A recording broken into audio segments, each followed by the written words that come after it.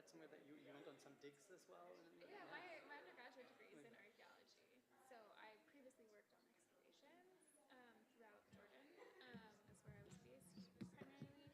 Um, and then, yeah, kind of had that crisis in doing my master's where I was like, I don't actually want to do this anymore, but I still think it's interesting. So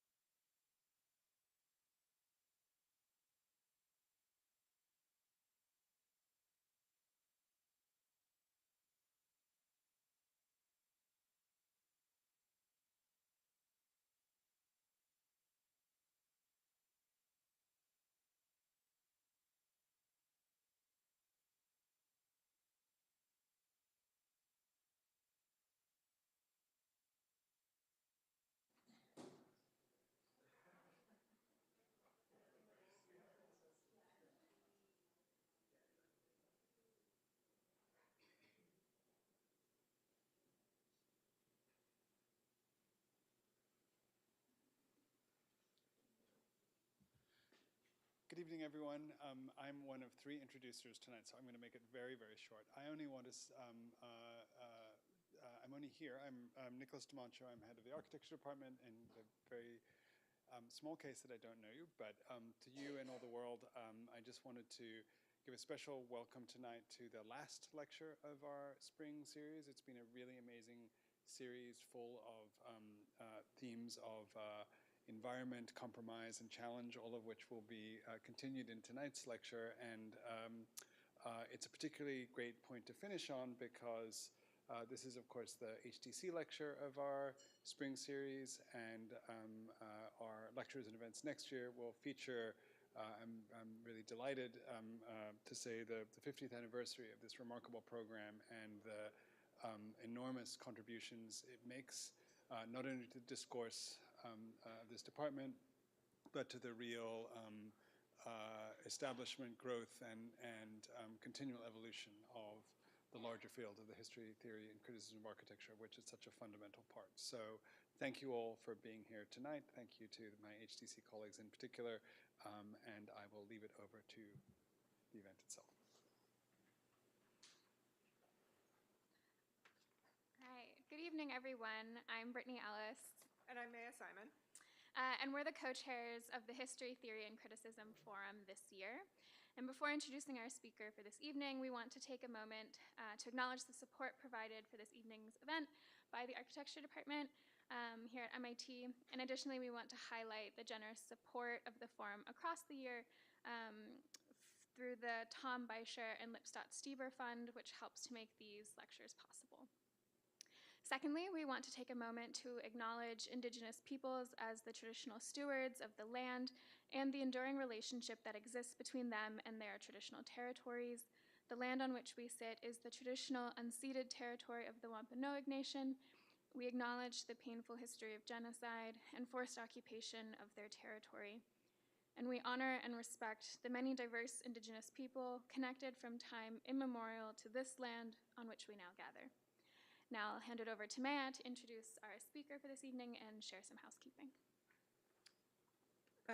Philipp Lehmann is Associate Professor of History at the University of California, Riverside, where he teaches environmental history, history of science, and modern European history.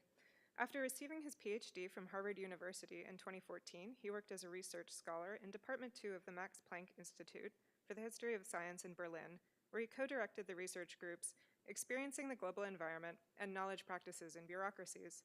His research focuses on the histories of colonial data gathering, the development of climate science, and the emergence of a global environmental vision in the geographical and earth sciences. His book, Desert Eden's Colonial Climate Engineering in the Age of Anxiety, was published with Princeton University Press in 2022. He is currently working on a project entitled Platonic Landscapes, Atlantis and the Search for Environmental Utopias, which examines the academic and popular interest in the localizations of the mythical lost city during the first half of the 20th century. The project traces the debates surrounding Atlantis and its apocalyptic demise, paying close attention to how political and economic crises in Europe helped to shape the image of an ideal society that managed to harmonize advanced technology with pristine and bountiful landscapes. So please save your questions for the discussion after today's talk. We'll have a time for questions. And now please help us welcome Dr. Lehmann.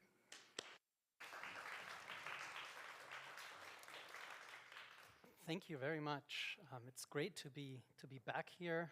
As you heard, I completed my PhD just up the road, so it's wonderful to be back in Boston. I haven't actually been here for a while. And thank you very much for the invitation to present my work to you here at the History, Theory, and Criticism Forum at MIT. And thank you everyone for showing up to this talk. I will give you an insight into my work, mostly from my recent book, and afterwards I would be happy to answer any questions you may have or go into more detail on any particular part of the talk. The title of my talk is Desert Eden's Colonial Climate Engineering in the Age of Anxiety, and I wasn't particularly clever with that title since it is really just the title of my book. It came out 18 months ago with Princeton University, but I'm going to stop this blatant self-promotion and start with the talk proper. I know there's people in the audience from very different disciplinary backgrounds and with different interests, and so maybe atypical for a historian, I will start my talk in the present moment. Today, the iconography of climate research and global warming focuses largely on cold environments, or the cold deserts of the Arctic, the Antarctic, Greenland, and high mountain regions around the globe. Images like this one showing the drilling for ice cores in the Arctic, or images of glaciers, such as this one, as symbols of the drastic and visible effects of anthropogenic climate change. And lastly, images of polar bears on vanishing ice sheets, the charismatic megafauna of the Arctic as a visual stand-in, symbolizing the interconnected threats of global warming and species extinction in one single image. But while these images of receding cold deserts make up the most predominant iconography of climate change today, advancing hot deserts follow closely behind. And this is particularly true going back a bit further in time to the second half of the 20th century, when concerns about drought and desertification focused on the Sahel region of Africa. There was a major drought period in the region from the late 1960s into the 1970s and concurrent famine conditions. And this reached the front pages of European and North American newspapers and mobilized aid groups and researchers. And these worries about desertification, and the worries were mostly about anthropogenic, or more specifically African-caused desertification, then led to the involvement of the Food and Agriculture Organization of the United Nations and ultimately the adoption of the United Nations Convention to Combat Desertification in 1994, whose logo, as you can see here, depicts an African savanna, possibly on the brink of turning into desert proper. So the story of desertification research in post-colonial Africa is fascinating in itself. But in my research to date, I'm going back further in time, and that is to the second half of the 19th century. And I trace the origins and development of a debate on large climatic changes that has been mostly forgotten today. And while climate research then and now probably have more differences than things in common, past and present climate studies are connected not only by a shared vision of the Earth as an unstable system, susceptible to human action, but also by a dependence on current and historical data from different environments around the world. And it is this archival dimension of climate science then that renders history relevant to climate reconstructions and climate modeling today. And this archival dimension of climate science is also central to what I will be talking about today, and that is the history of how deserts, and particularly the Sahara, became a place of climate research, climate change theories, and climate engineering, and how all of this is connected to ideas of cultural and societal change. And that leads me back to what I'm calling the global Sahara for the purposes of this talk. And I should explain what I mean by that. There are actually three dimensions to this designation, which all pertain to my research. So first, the Sahara was global in the sense of a meeting point for different peoples, nations, and their interests. In 19th century North Africa, French, British, Ottoman, Italian, and Spanish colonial interests and institutions coexisted and often clashed with each other or with indigenous populations. And North Africa, and in particularly the Sahara, was also a place of a transnational history of science with a possibly surprisingly strong German dimension. And this then leads over to the second point, and that is the Sahara was also global in representing a place for the development of global climate theories and conceptions of a global interconnected environment.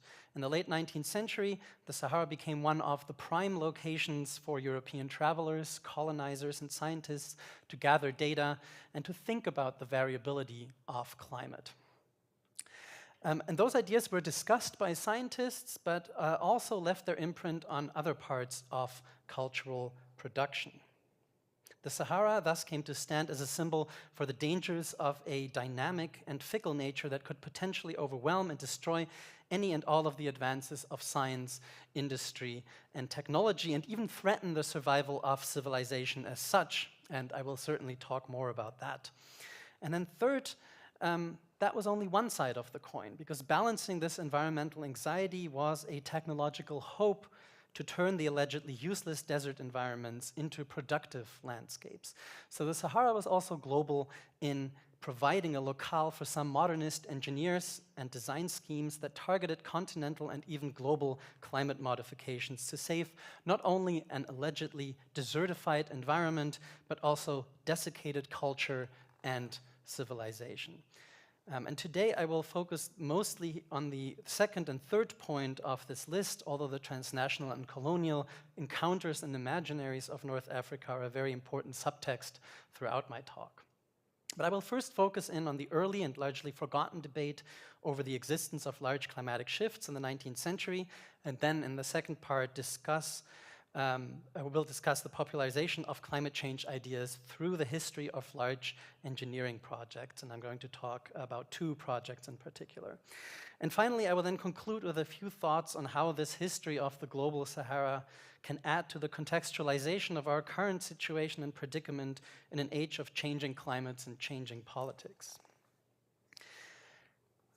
So I will start this part of the talk by giving voice to Theobald Fischer, a German geographer whose work focused mostly on Southern Europe and North Africa. In an 1879 article on climate change in the Mediterranean region and beyond, Fischer wrote the following concluding thought. He said, "In many regions south of the 34th parallel north, it is possible to demonstrate that a considerable decrease of precipitation has taken place since ancient times and is still taking place in the present at such a high rate that vast areas have become uninhabitable. This phenomenon of a complete change of climate is thus not a local but a general telluric process." And the 19th century term telluric can probably best be translated as terrestrial here. And these large climate changes that Fischer referred to were not just an arcane specialty of his, but an important topic of discussion among geographers, geologists, and practitioners in the emergent field of climatology in the late 19th century.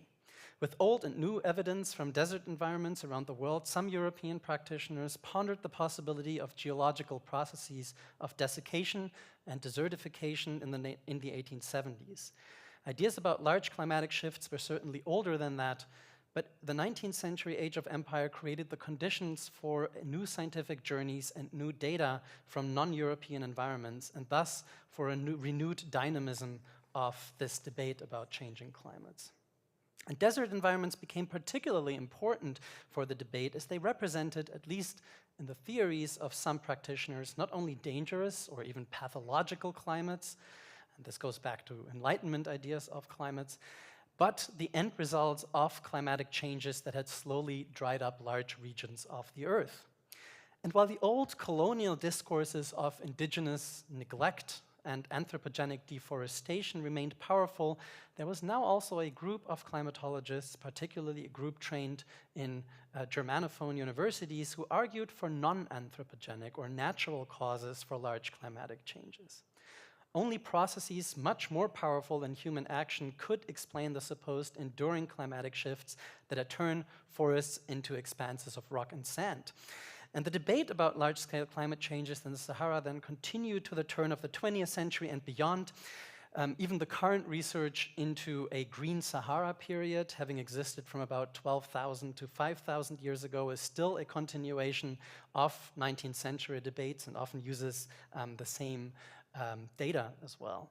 And at the turn of the 20th century, the debate seemed to have reached somewhat of an impasse, as practitioners could neither agree on the extent of the supposed climatic changes nor any underlying mechanism that would explain them.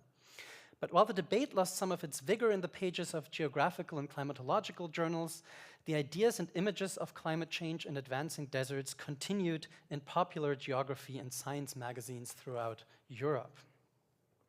But how did this debate and these ideas about large climatic shifts start in the mid-19th century? I've already referred to a structural reason, the scramble for Africa, which brought Europeans in direct contact with African desert environments. And to that should be added 2 other developments. For one, the acceptance of the Ice Age theory around the middle of the 19th century, which had opened the door for thinking about the continuation of large climatic shifts into the recent past or present. And secondly, the development of geography into an established university discipline, and then also the emergence of climatology as a subfield of geography. And the fourth reason is on a much smaller scale than the structural ones that I just mentioned, but no less important. And it is tied to the Sahara traveler Heinrich Barth, whom Alexander von Humboldt once praised as the man who unlocked a continent for us. So you see Heinrich Barth right here. Barth, whom you see here in this image, had crisscrossed the interior of the Sahara from 1850 to 1855. You can see his route marked on the map on the right. He had traveled south from Tripoli, made it to Lake Chad, and then even reached the storied desert metropolis of Timbuktu. And unlike many of his predecessors and all of his own European travel companions, Barth made it back alive to tell his story. And Barth had been trained eclectically in the natural sciences and humanities at the University of Berlin, and had kept a detailed diary during his travels in which he recorded botanical, zoological, ethnographic, geological, and geographical studies, a typical 19th century jack of all trades. And the results of his journey were first published in 5 heavy tomes in 1857. And despite the commercial failure of the work, it's rather dry. I had to read all 5 volumes of that. It went to inspire a whole generation of Sahara travelers who would not only add to the European body of knowledge on North Africa, but also continue to think about the history of the Sahara. And even on his preliminary travels around the southern Mediterranean coast, Barth had reported on water sources in the border regions of the desert that appeared to have once had a far higher yield than at present. So standing among former habitations, Barth showed his disappointment at the marked decrease in fertility. About the area around the Libyan settlement Shahat, or the ancient Greek city of Cyrene, Barth wrote, and this is a quote here, "A perennial water might have livened up everything here, spreading freshness and abundance where now aridity and the burning sun enervate the traveler both mentally and physically." And so here Barth tapped into a long-standing discussion about the fate of Greek and Roman settlements in North Africa, which had either fallen into ruin or been buried by desert sand over the centuries. In the 14th century, the Arab historian Ibn Khaldun had identified human action as the reason for the supposed decline, a point that the European colonizers often gladly adopted. Barth, however, seemed puzzled at first and reserved any definite judgment. While busy with other studies and the logistics of his expedition, Barth now and then continued to ponder the fate of Greek and Roman cities in North Africa. Traveling with a copy of Herodotus' Histories as his only source of information on North Africa, Barth used the ancient Greek descriptions of environmental conditions as a benchmark to compare the conditions he experienced on his own travels. And the present-day conditions often compared unfavorably with Herodotus' account of fertile land and abundant streams. Barth returned to the question of possible environmental changes in North Africa when he and his travel companions passed through the Fezzan, the extremely arid southern part of modern Libya. There, as Barth described in his account, his party discovered a number of rock drawings, although it is much more likely that the African guides led Barth and his travel companions to already identified sites. On the screen, you can see now both a photo of one of the rock drawings today on the right, and then Barth's attempt to depict this or a similar motive from memory on the left.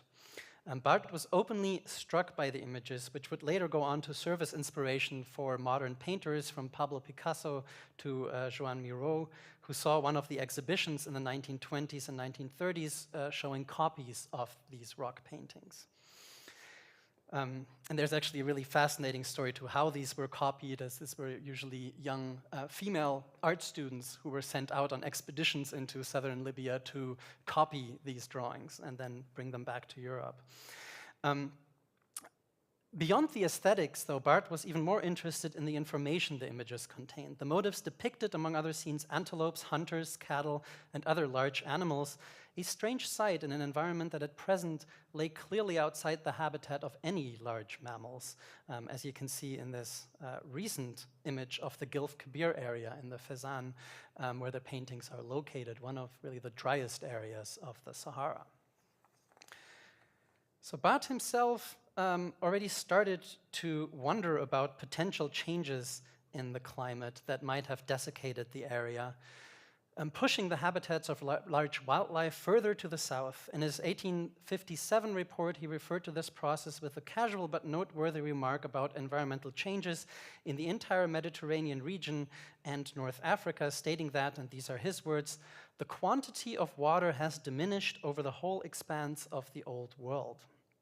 Barth returned to the question of large environmental or climatic changes now and then, but did not spend much time on them. When Barth returned to Europe in 1855, there was no debate on large climate changes to take part in, nor did Barth himself show any interest in starting one.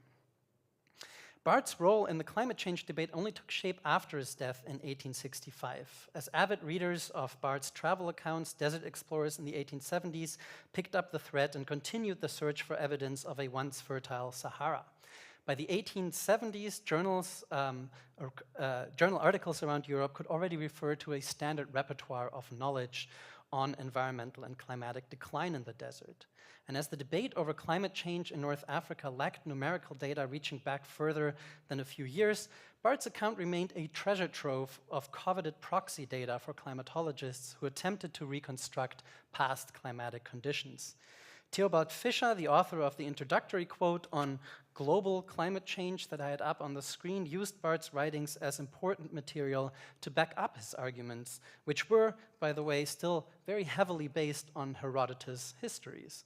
And in 1909, more than 50 years after the conclusion of Barth's travels, a study of climate change in North Africa still referred to Barth's descriptions of the environments as one of the most important sources. So Barth had thus played an important, if probably unintended, role in getting the climate change debate off the ground and in supplying it with much needed evidence. But the continued importance of his work around the turn of the 20th century then also points to some of the issues of this debate. Trips into the interior of the Sahara remained very rare, especially those by well-trained scientists who were apt not only in handling fragile meteorological instruments, but also in communicating with the local population and interpreting the material evidence of rock art, ruins, and riverbeds. Moreover, the information on environmental changes brought across the Mediterranean Sea by Sahara travelers was not first-hand knowledge.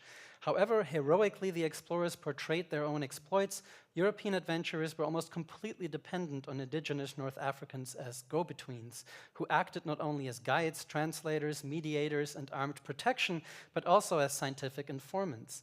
Barth would have never been able to report on the rock drawings, nor have even made it far enough into the desert without the help of local guides whose histories usually went unrecorded in the publications and archives of desert travel. Africans do show up, however, in some of the illustrations that were used in the reports, such as the one up on screen, which shows the large number of porters, soldiers, servants, and guides that accompanied Barth into Timbuktu. And the physical evidence in the Sahara, from drawings and ruins to geological formations, could point to climate changes in a rather unspecific past, reaching back hundreds, if not thousands of years in the case of traces of human habitation, and even more than that in the case of geological evidence. But only the stories and accounts of the indigenous population could supply information on more recent changes. The European Sahara travelers were well aware of their own limitations and dependence, but often tried to hide this behind a facade of flaunted European superiority. So one of Barth's successors, the Sahara traveler Gerhard Rolfs, whom you see here with his African servant Henri Noël, provided one striking example of this dynamic. During a trip from Tripoli to Morocco, Rolfs wrote in favor of the extermination of Arabs in North Africa on the model of North American colonization and the creation of an all-European Algeria, all while he was staying as a guest in Arab homes, relied on North African guides and porters, and was rescued at least once from a life-threatening illness by Henri Noël. And despite his appraisal of the local population as generally useless and untrustworthy, Rolfs was happy to receive and use information provided by locals on the frequency of rains in the recent past. So like their counterparts in other disciplines grappling with a shortage of reliable data, climate scientists in Europe were well aware of the limits of available information on climate change, but still only begrudgingly used eyewitness accounts by non-Europeans.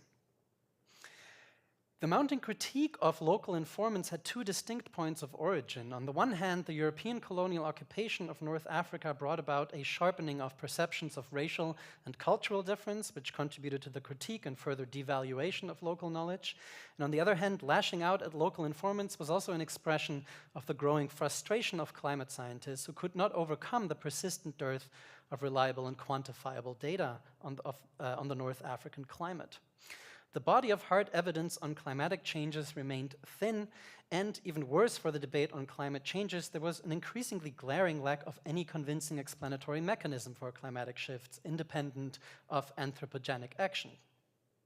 There were competing hypotheses about solar influences, shifts of the Earth's axis, the impact of volcanic activity, and even the influence of carbon dioxide and other atmospheric gases. But none of these explanations was entirely convincing or verifiable. And so the debate remained inconclusive around the turn of the century.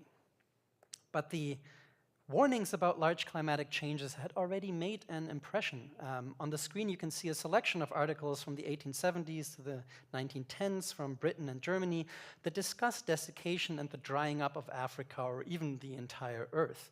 And these kinds of articles had an effect beyond scientific expeditions and climatological journals. By the turn of the century, the ideas of detrimental large-scale climatic changes and the threat of desert expansion had already inspired anxieties over environmental catastrophe and the hope that climates could be changed by human action and more specifically by modern technology. In fact, the debate about climate change had been closely connected to debates about actively changing climates from very early on. This was apparent in the notion of anthropogenic climate change and desiccation through deforestation in North Africa, which, as the common argument went, could be reversed through afforestation and the restoration of old irrigation systems, still, by the way, used in a lot of designs in Africa nowadays. But even beyond these ideas of covering the arid landscapes of North Africa in eucalyptus forests, some enterprising individuals thought about other, more technology-intensive schemes to transform desert environments and desert climates.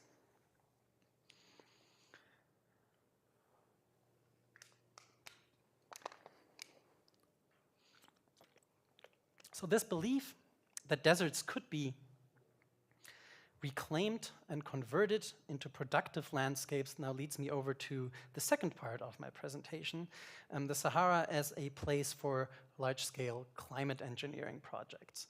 And I will start this with a few lines from Henrik Ibsen's dramatic poem Peer Gynt, which he wrote around 1867. And even if you don't know this poem, you may know the orchestral version by Edvard Grieg.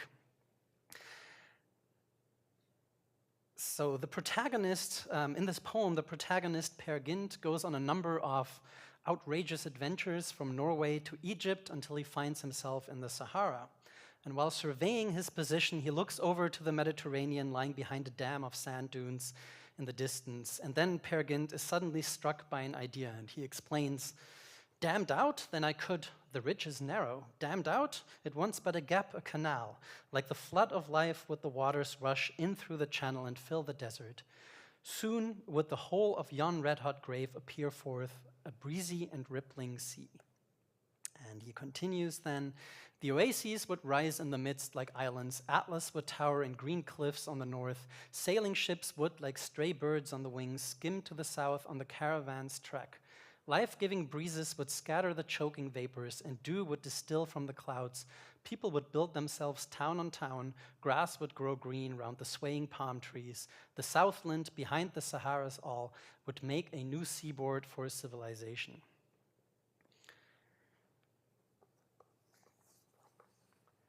Peer Gynt, even in the poem, never really realizes his grandiose plan. He gets distracted by other adventures. But what was fiction in Ibsen's poem did, in fact, refer to the very real plan for strikingly similar projects in the Sahara. And the best known of these projects was authored by the French army engineer François Roeder. On the screen, you can see a portrait of Roeder and then another photograph on the right of him and other French army engineers taking altitude measurements in Algeria.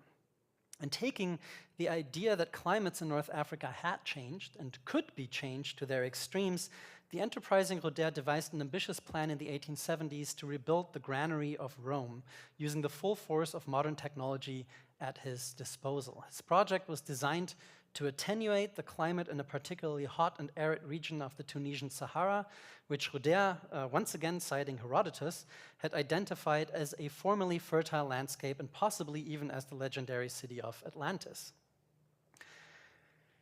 And as illustrated here on this map of part of the North African coast, the French engineer Roeder planned to flood low-lying areas, the so-called shot, with water from the Mediterranean. So you can see kind of the canals going here from the Mediterranean into these desert depressions over here.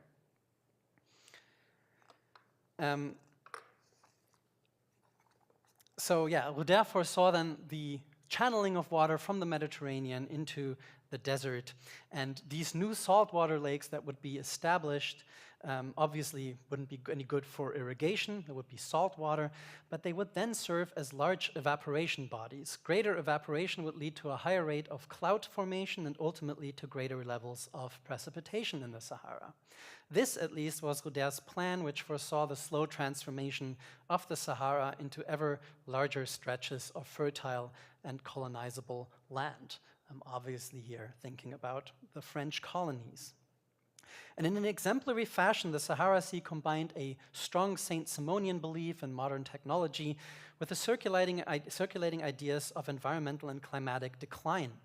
The project, backed by such heavyweights as the Suez Canal builder Ferdinand de Lesseps, was discussed in France for more than a decade. And in the context of the completed Suez Canal project and the discussions and then eventual construction of a Panama Canal, the Sahara Sea does not seem very much out of place in the late 19th century. At several points, it was even close to being put into practice before being stopped for three main reasons, one scientific, one personal, and one political. So first, the scientific reason, new altitude measurements in the region showed that the depressions that Roeder had identified were actually mostly above the level of the Mediterranean, and it would thus require much more work and money to dredge a suitable basin for the Sahara Sea. Second, the personal reason, François Roeder, the father of the project and its untiring propagator, died in 1885. And lastly, the political reason, the project, still pursued after Roeder's death, lost its most famous supporter when Ferdinand de Lesseps became embroiled in the Panama Canal scandal of 1892, which diverted all of his attention away from the Sahara Sea. Roeder's project thus slipped into oblivion for a few decades in France, but the main outline of the project resurfaced in a number of similar projects, which continued to be proposed for Egypt, Libya, and South Africa, and even kind of beyond Africa as well. There were several plans like that in California, in Australia. And eventually, Roeder's plans of transforming the climates of the Sahara found their way into the reading list of the German architect Hermann Sörgel, who incorporated them into what may have been the most ambitious engineering project of the 20th century. I will now look at this project called Atlantropa as a case study to study and trace where and how the theories and ideas of climate change were used and developed outside of the confines of climatology in the early 20th century. My argument here is that the ideas of climate change from the 19th century were quickly incorporated into techno-political designs that aimed at transforming both environments and societies. And ideas of climatic decline started to inspire, reflect, and refract ideas of cultural and civilizational decline. In the early 1920s, Sörgel, the son of a Bavarian hydro engineer, had learned that there was a strong current channeling water from the Atlantic Ocean into the basin of the Mediterranean. And this simple insight became the foundation of Sörgel's project. In the first comprehensive publication on Atlantropa, Sörgel tersely described his project as follows. This is a quote that follows: "Atlantropa means continent on the Atlantic Ocean and is a union of Europe and Africa by means of a partial lowering of the Mediterranean and the irrigation of the Sahara." And so illustrated as a map, the completed project was to look something like this. Although maybe I should actually just go back to this image, this quite striking image. So this is Sörgel in the offices of the New York Times with a lot of his drawings and plans behind him, put up basically as a PR photo that was taken of him here. But this kind of was the map here. So first, Sörgel planned large dams all around the Mediterranean that would cut off the Mediterranean from other bodies of water. The biggest one would be at the Strait of Gibraltar. At each of these dams, Sörgel planned large hydropower plants, the one at Gibraltar alone producing about half the amount of horsepower of all then existing European power stations combined. And of central importance to the project were the green areas here in North Africa that you can see here and over here. The captions in this part of the map read here, the desert is turning fertile, and here the irrigation of the Sahara. The main mechanism behind the project was rather simple. Zergel reasoned that if the inflow of water from the Atlantic Ocean were blocked, one would simply have to wait for the excess evaporation of the Mediterranean to lower the water level. And this would not only alter the coastline of the Mediterranean and expose new land, but it would also lead to a huge buildup of potential energy due to the difference of water levels between the Atlantic and the newly lowered Mediterranean. This potential energy could then be exploited by hydropower generators, which would provide a virtually limitless amount of energy to Europe. And this continental transformation would, of course, be a very slow process, and for the lowering of the Mediterranean to appropriate levels, Zergel calculated around 250 years, most of which would be spent waiting for the water to evaporate. The whole project, however, was always conceived as a work for generations, a work that would create not only a new continent, but an entirely new pan-European civilization. When the question arose whether the Mediterranean would not simply become a huge Dead Sea due to the buildup of salt left as a residue from the evaporation of salt water, Zergel simply referred to technologies of the future that would be able to take care of this problem. And despite the shakiness of Atlantropa's foundations, however, Zergel found a wide array of supporters, among them engineers, politicians, authors, and most prominently maybe modernist architects. Some of the architects, like Erich Mendelssohn, Fritz Schumacher, and Peter Behrens, supplied drawings and plans of the Atlantropa structures. Behrens, as you can see here, designed the main Atlantropa building that would tower over the dam at Gibraltar, and some of the architects also designed plans for the new port cities that would have to be constructed around the receded coastlines of the Mediterranean. And I can show you a couple more of those plans, maybe in the question and answer session. But the enthusiasm about Atlantropa was not only confined to architects. The crisis atmosphere of the interwar years in Germany seemed to warrant radical solutions, even if they were as gigantic as connecting Africa and Europe. Atlantropa also held more general appeal, evidenced by hundreds of newspaper articles and a string of 1930s dime novels like the two that you can see here on the screen. And this general appeal did not only consist in the technological sublime that emanated from the proposed giant structures, such as the dams around the Mediterranean or the new port cities. Atlantropa also tapped into the environmental anxiety that the climate change debate around the turn of the century had inspired. When Zergel defended his project against critics in the 1920s, he emphasized the importance of the project by pointing out that the overpopulated Europe and European culture itself could only be saved by gaining more space for settlement and expansion. And to support this claim, Zergel referred to a variety of scientific and popular sources claiming that Africa and Europe were in the process of desiccating or desertifying, an issue that only heightened more widespread fears in interwar Germany over the security of the food supply and the felt need for more space, or Lebensraum, which then later on became a central part of Nazi ideology and Nazi colonial ideology. And thus, it was not the spectacular dam at Gibraltar that formed the center of Atlantropa. The dams, the lowering of the Mediterranean, and the production of energy were always just means to the end of creating new living space. The reclaimed land from the Mediterranean was to form part of this new living space. You can see this in these green areas around the shorelines over here. Over here it says new land. So that was part of it, but the most important element of Atlantropa was the transformation of the Sahara into fertile land. That is, the technological and climatic transformation of desert into arable land fit for European colonization and settlement, reflecting and then possibly also playing into widespread calls for German expansion beyond its new, tighter Versailles borders. Zergel repeatedly emphasized this point in his publications, but attempted to portray the situation as an all-European one. Only through this engineered environmental transformation, Zergel argued, could Europe win a new lease of life in the competition with the financially powerful US-led America and the vast and populous Asia. As I already mentioned, Hermann Zergel explicitly referenced Roeder's projects of the Sahara Sea as a source of inspiration, and in line with the entire scale of Atlantropa itself, Zergel took the idea of creating large bodies of water in Africa and multiplied it manifold.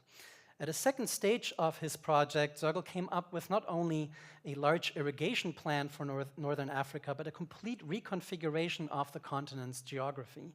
He planned the damming of the Congo River to form a new Congo Lake and the enlargement of Lake Chad with water from the Congo. And these lakes, at this time made up of fresh water, could actually be tapped to irrigate the Sahara, but their primary role remained their purpose as evaporation surfaces for the engineered change of climate. African populations, on the other hand, simply did not figure into Zörgel's plans, which conceived of Africa as a blank, empty slate, as you can see quite clearly on this map. When Zörgel did mention Africans at all, he only saw them as an atavistic vestige that would be swept away by the technological transformation of the continent. Zörgel never attempted to hide his imperialist, colonialist, and racist vision of the future, which always worked on the level of continents and civilizations rather than people. What is fascinating in Zörgel's plan is not simply the radical ambition, the scale, or the quick adoption of academic desiccation and climate change theories for political purposes, but Atlantropa is also noteworthy for its blend of ideas about environmental and cultural desiccation, which once again followed some of the strands of arguments of the climate change debate in the 19th century.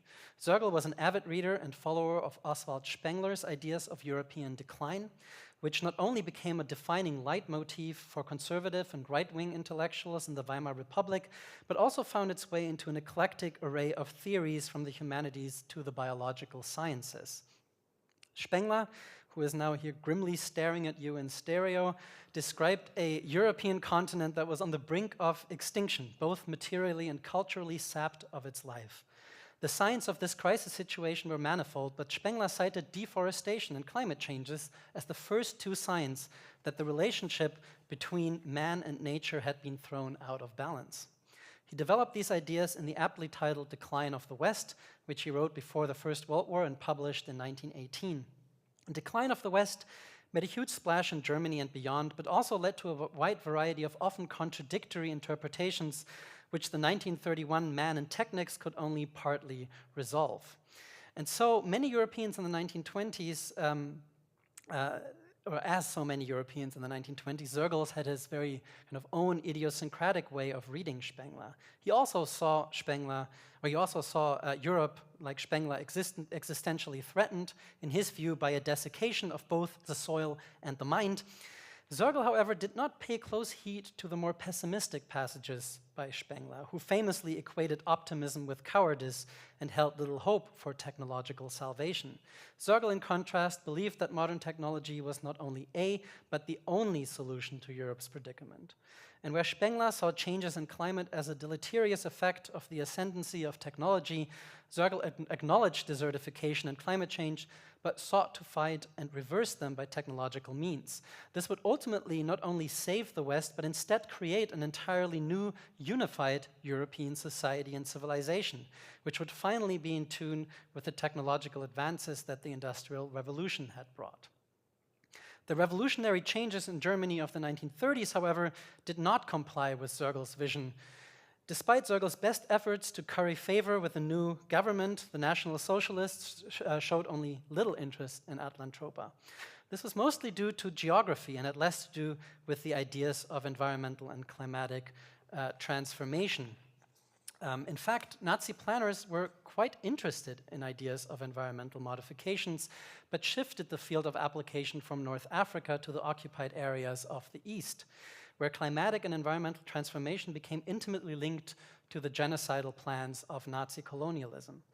And while the Nazi planners saw the eastern plains in Poland and the Ukraine as the empty open lands that would become settler land and serve to supply Germany with food and secure autarky, they did not perceive them exclusively as ready, black, fertile earth, but often as corrupted and desertified lands in dire need of environmental management and transformation to create the right soil for the right blood.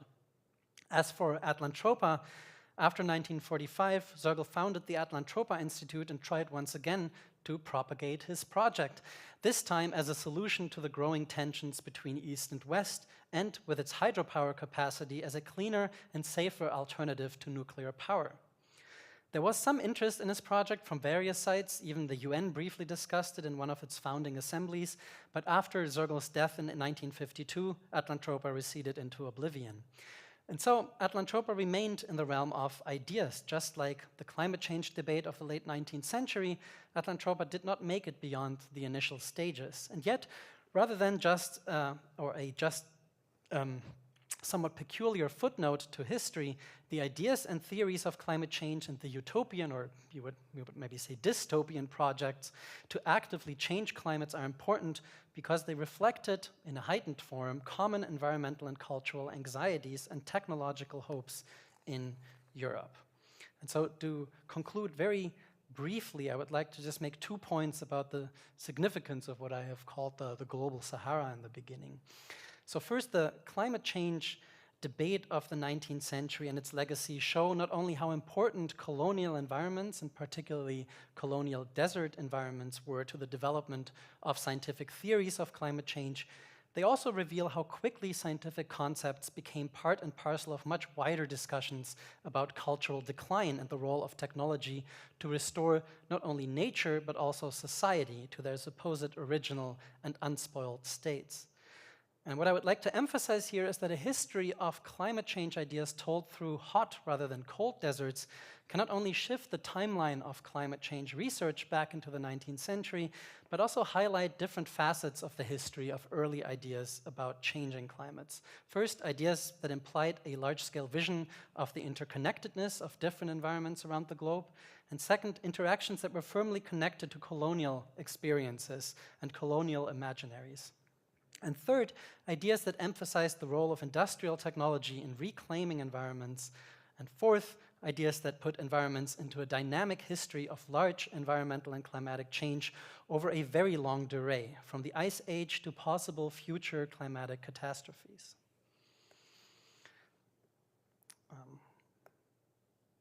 Ending on this, the debate over climatic changes took place in a network of European explorers, administrators, and scientists. They were reliant on information provided by local inhabitants and on meteorological data from around the world. In this case, from the Sahara to South Africa to the Australian interior, the steppes of Central Asia, and the deserts of North and South America. Climatology was perhaps the quintessential global science of the late 19th century. In attempting to understand regional climatic systems and their inter- and trans-regional interactions, climatologists had to look beyond national and even beyond continental borders. First, this global outlook was firmly connected to geographical approaches, and then increasingly to the physical and chemical study of the borderless atmosphere. And in both cases, with quantitative and qualitative data, practitioners envisioned and visualized climates on ever larger spatial scales, as you can see here in Vladimir Krupin's map of the climates of the Earth from 1918. And by the way, the system of climate classification that is used today is still Krupin's system from the late 19th and early 20th century. And this globality in climate science is now perhaps more apparent than ever in the age of global warming and the Anthropocene, the epoch in which humans, or rather humanity, has become one collective geological actor, able to do what Roder and Zergel only dreamt of, if not with the same precision, and that is to change climates on a vast scale. And thus it is important to study when and why people started to think that there was something like a global environment, that global climatic conditions could change drastically, and that humans could potentially alter the geographic and geological conditions of their own planet and their own existence. The Sahara as a North African environment and a European imaginary constructed in books and maps and in images played an important role in the development of the image of the Earth as an interconnected but inherently unstable system open to human intervention in the late 19th and early 20th centuries. Thank you very much.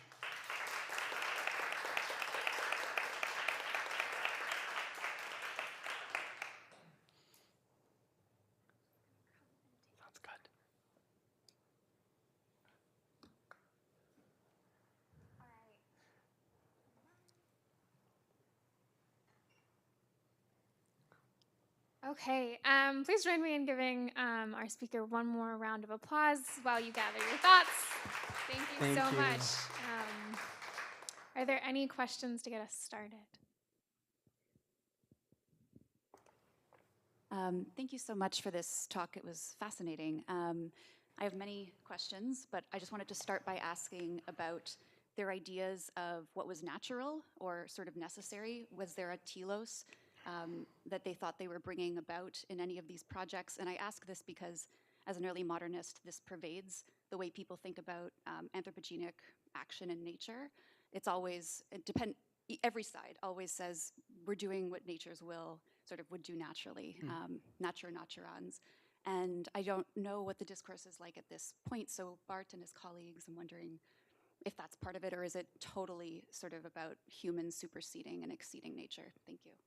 Yeah, so it's actually quite interesting. The prevalent discourse is really on the restoration of nature to its supposed state that it's had once had, or kind of some kind of perfect state, obviously also kind of mirroring Christian ideas here of the desert. You know, that's also why the book is called Desert Edens, right? Because there is this reference back to unspoiled nature. And so I think this was in part kind of a rhetorical strategy to kind of say, look, this is a huge project, but it's not actually that big, and all we're doing is really to restore nature to the state that it's supposed to be in. But on the end, there seems to be also some kind of conviction of the people that this was actually what they were doing, and that the kind of industrial technology they were using to those ends were really just the means to an end, and nothing more than that.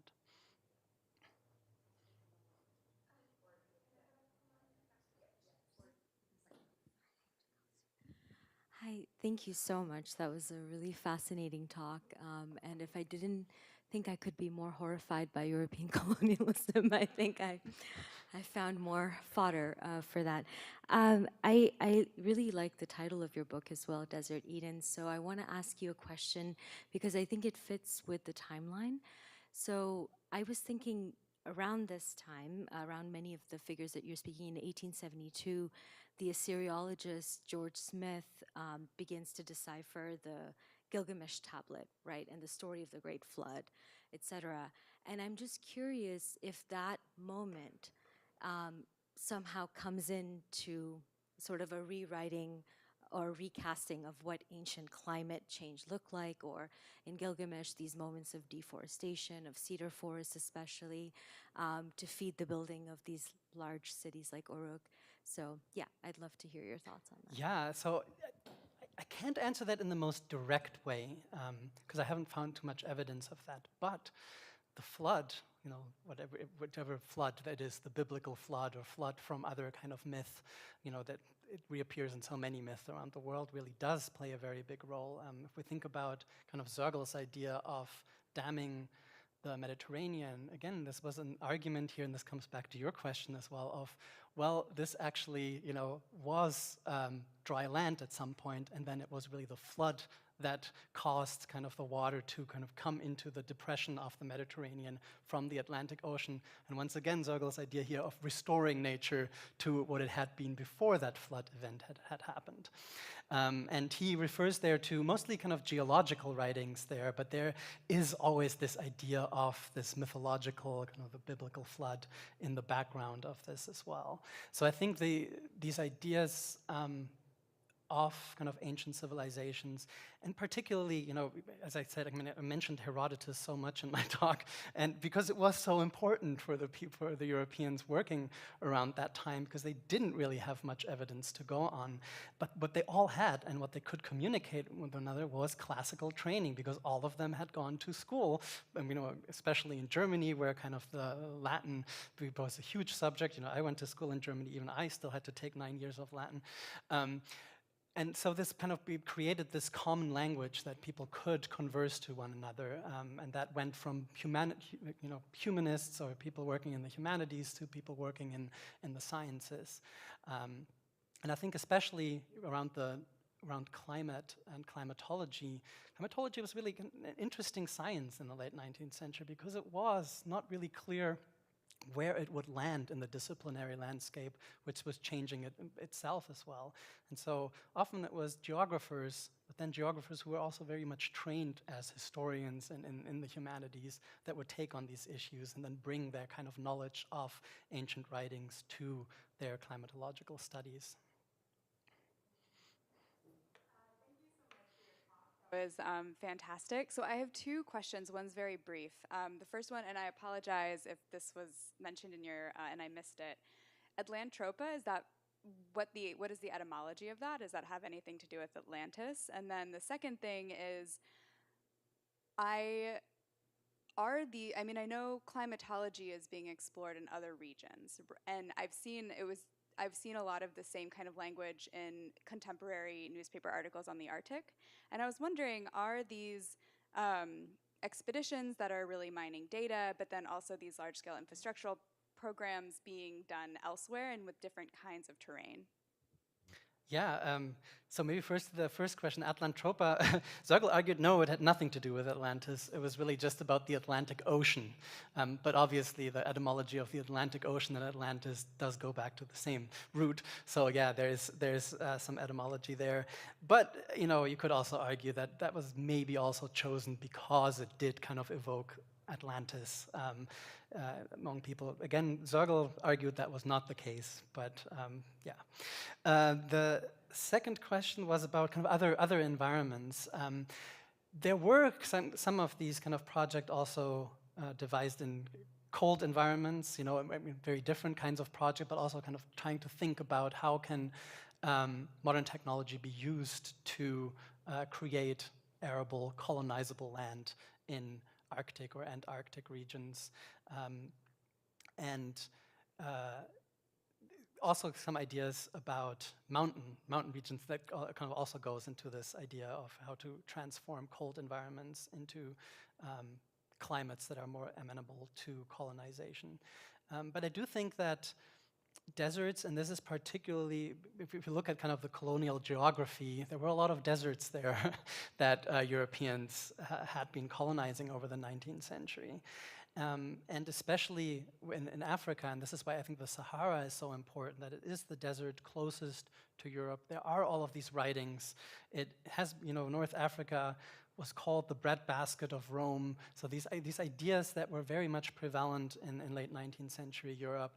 And so I think the step from then kind of thinking about the climate of that to how can we bring it back to its original state were there and were, yeah, I think we're kind of picked up by quite a lot of people. And in that sense, I think deserts really stand out maybe more than other environments because of the kind of the proximity to Europe and the very large colonial interest, especially by France.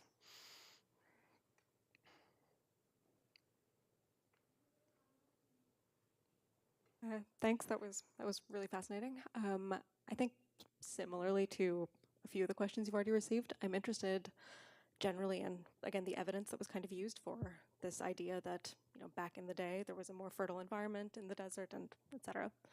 And I think sort of you've discussed, of course, that there were particular literary sources that they were referring to.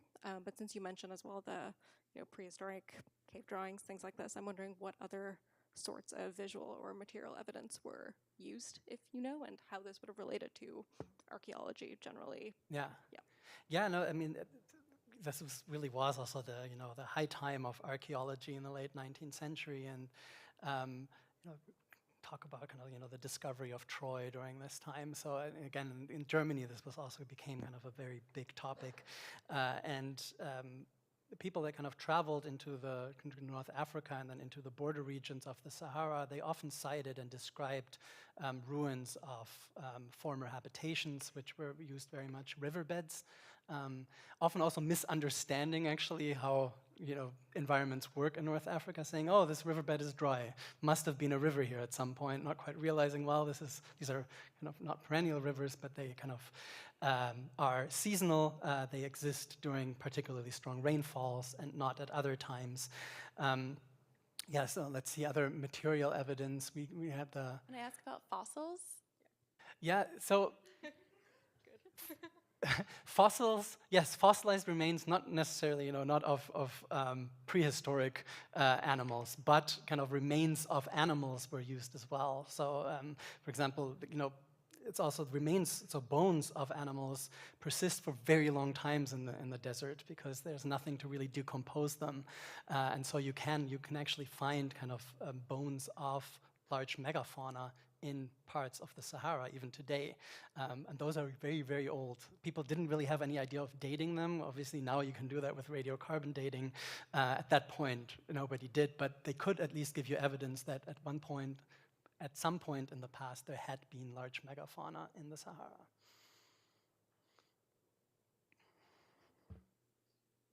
I have a question about Atlantropa and cities. So is there a sort of want to create new cities in this newly fertile place, or is it really agricultural land for the metropolises in Europe? Or is it just a breadbasket, or is it more culture? Is it civilization, or just to support what's already existing in the north? Yeah, very good question. Could you turn on the screen again? Because there are just some great images that I couldn't really include in the talk, but that can give you a little bit more of an idea of some of the plans for the cities that were planned. So this is New Tangier, das neue Tanger. So in Morocco, that would also be, because all these cities would have to be moved basically to the new coastline. That was the dream for planners and architects, right? You had these completely empty slates that you could kind of plan whatever you wanted to. And a lot of, it's never quite clear how serious these architects took this, but they often kind of assigned this to classes too and be like, all right, here, students, go wild. You have this new place. How would you plan the city of the future or the present moment? You can see here kind of some of those designs of, organizing it here in this kind of half a semicircle. I think I have some more. You can see some kind of buildings here that were city blocks, so blocks of buildings that were also, I think this is still Tangiers here, that the plans were Tangiers. And then here's this is kind of a modern computer regeneration of plans, though, from that time for the new Genoa and how the new Genoa would look in kind of the modernist plans. I think, I don't remember this, but I think this is also Behrens' plan, Peter Behrens' plans. Oh no, Färber and Appel, there we go. Färber and Appel, who planned these plans. So no, it's very much also, I think the agriculture, again, was more kind of a means to the end, because it means to an end of preserving or really kind of creating this new European Atlantropan culture. And the cities would really be the kind of, the main attraction there. The fertile land and the climate change would be there to kind of make these cities possible and make civilization possible in these parts. Thank you again for a great talk.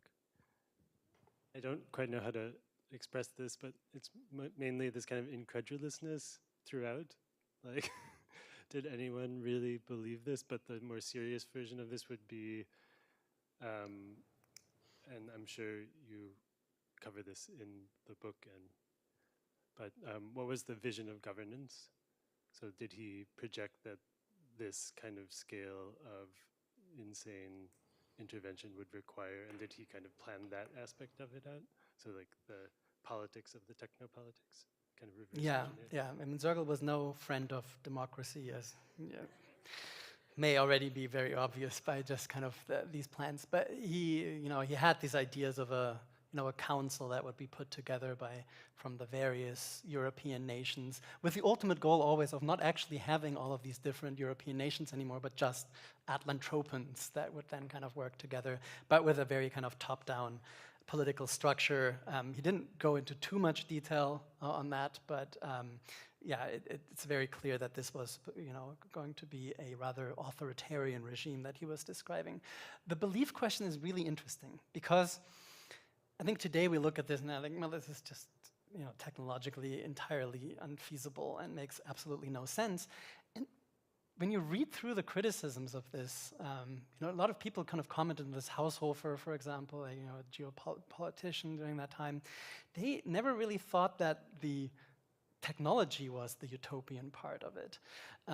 Because they thought, well, even if it does seem kind of difficult to do this right now, technology has advanced so quickly that in a few years, in a few decades, we will actually have the ability to do this. But politically, that was the utopian thing, that Europeans could come together and actually put this into practice together. That was the thing that people said, no, it's never going to happen. And this is also probably why it stalled, before it was ever seriously discussed in any circles. Just building off of that question,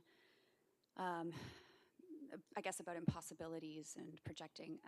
It strikes me that so many of the enterprises in this Atlantis project are sort of like a mirror image of drainage enterprises that happened from in grand scale 17th and 18th centuries, even at the level of the discourse, and even the word desiccation. I mean, it's sort of like a bad thing in this case, but the goal when it comes to drainage.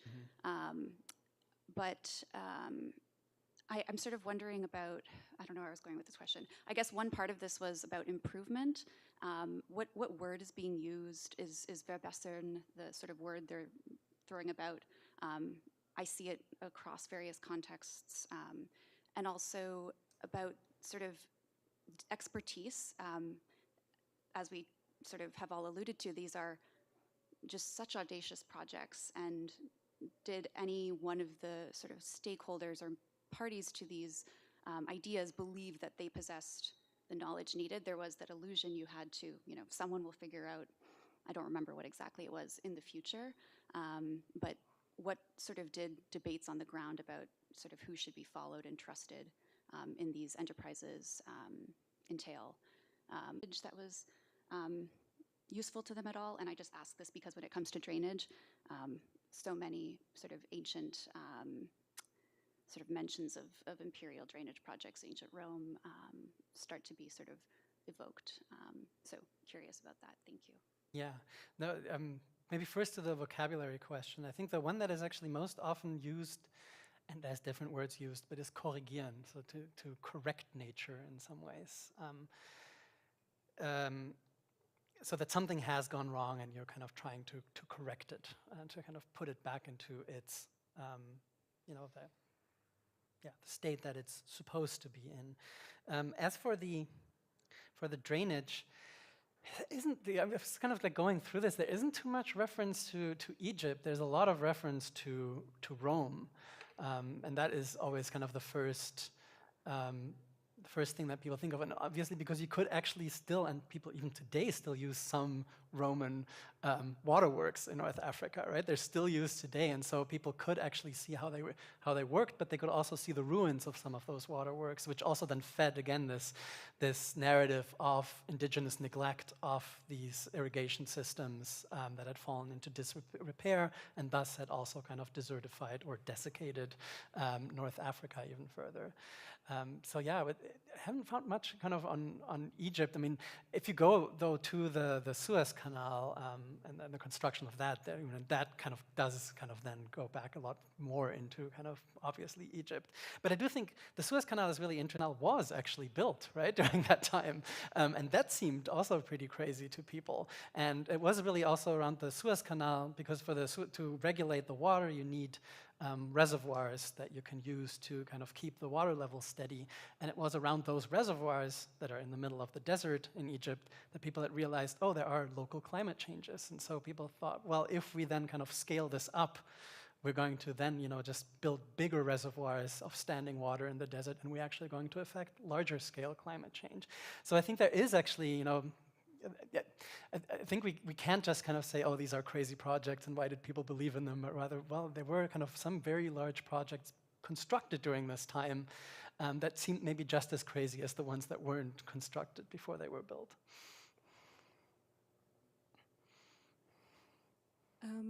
I guess also relatedly, since you mentioned that at some points North America and the colonization of North America was being invoked as an analogy, I was wondering if you could just elaborate on how that was used. Were there different ways? Was it in terms of the environment specifically, et cetera?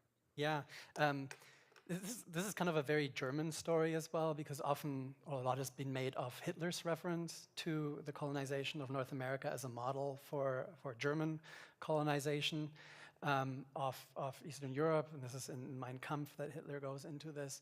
But this has kind of a much longer history, these ideas, and Germans, you know, as you can see with some of the Sahara travelers in the late 19th century were already kind of referring to North America. And it kind of has remained kind of North America, and especially the Wild West in Germany, is such an important cultural touchstone even today. I think even for that I have a slide up here which I can put up somewhere. Oh yeah.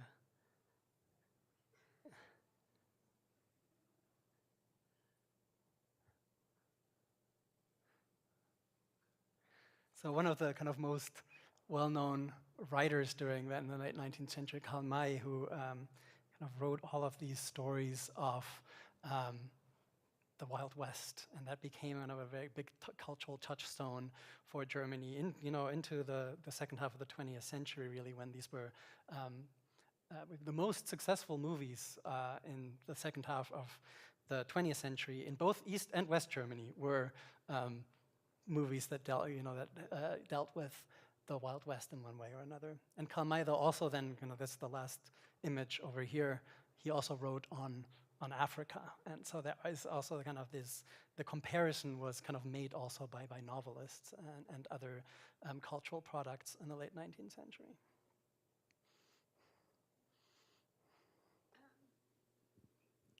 Maybe a comment and then a question. Yeah, I'm struck by these images. And in the American context, the discourses around the transformation of the plains into arable land from around this time have a lot of echoes, and the way that things like fossils and the paleontological remains that were also being produced through large-scale industrial kind of projects in the area, kind of feeding into this narrative of a earlier era of fertility that could be reclaimed through kind of industrial action and intervention. But my question's actually about this dynamic of surface and depth that's kind of throughout this project.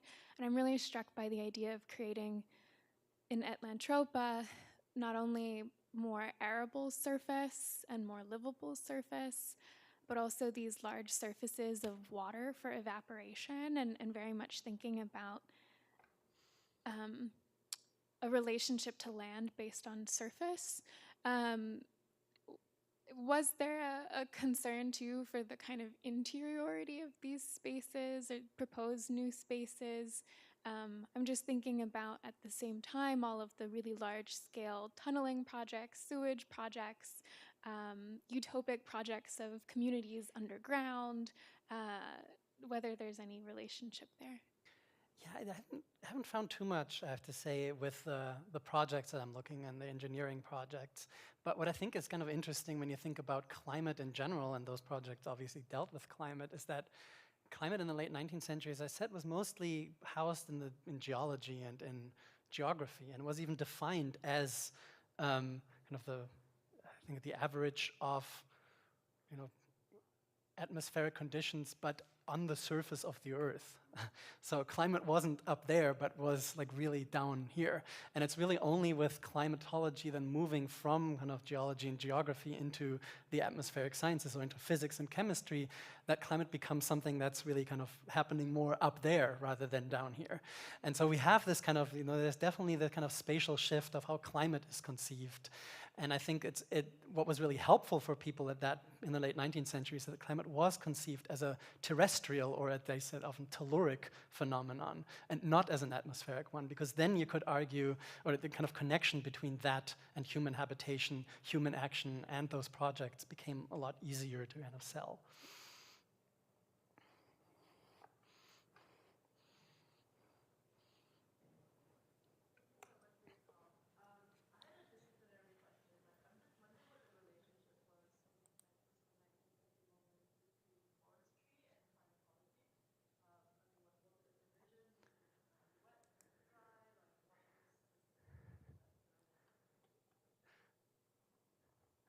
Yeah, very good question. I mean, a lot of the people who did think about climate also thought about forestry, and I think I mentioned, that a lot of the projects of local climatic changes in North Africa did work with the idea of afforestation, that would help. And there was this huge fashion of planting eucalyptus trees all over the world during this time, and this is something that also climatologists really picked up.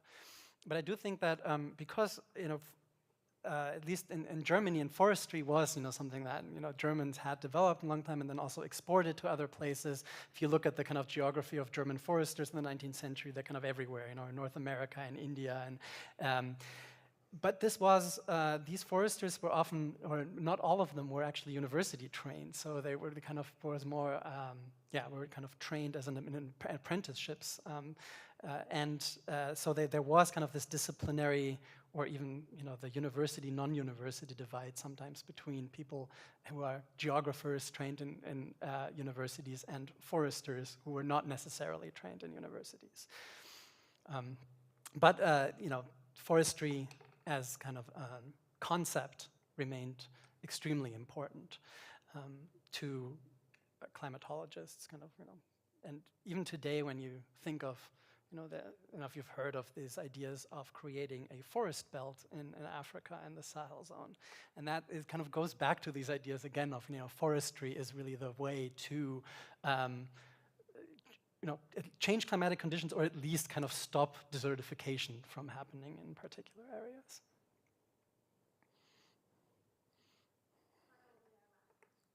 I just have one other quick question about visual evidence again.